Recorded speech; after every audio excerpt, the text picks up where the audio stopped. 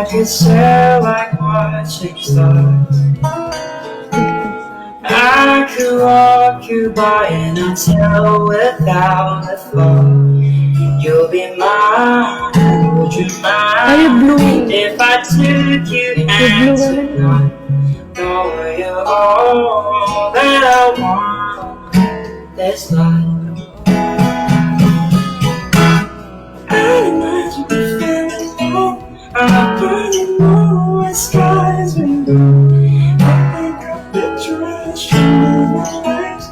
The ocean colors on your face. I'll leave my heart and leave you in. So let me fly with you. Will you be?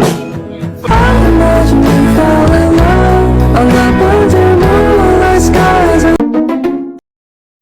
Hello mga kawaw, magandang araw sa inyo. Andito po tayo ngayon sa Parang.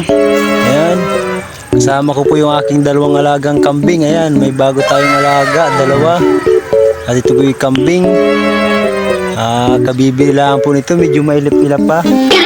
Kaya sinasanay ko pong talian at aking hinahila-hila. Pinapasabsab ko ng damo dito sa Parang. Ayan mga kawaw, oh, ang aking alaga.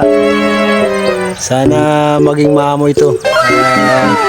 Mapasunod natin mga kawaw. Bago lang dalawang ito. Ito po ang ibablog natin ngayon. Ang aking alagang kambing. Ayan. Galing pa po ito sa bundok. Nagpapasalamat ako dahil hindi sila nanibago dito sa Parang dito sa amin, oh.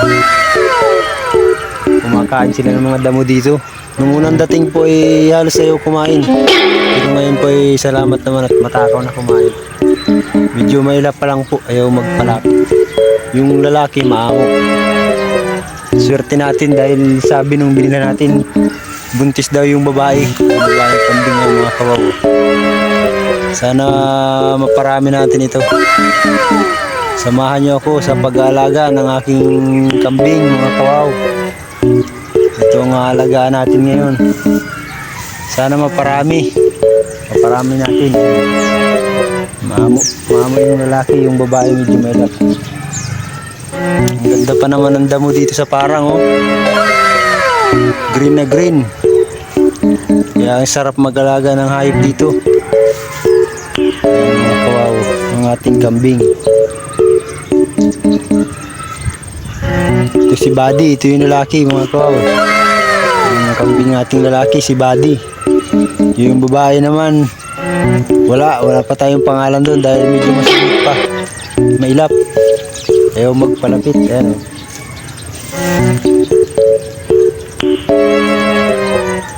Sana mapalaki natin at maparami para mapakinabangan natin ito pagdating ng panahon.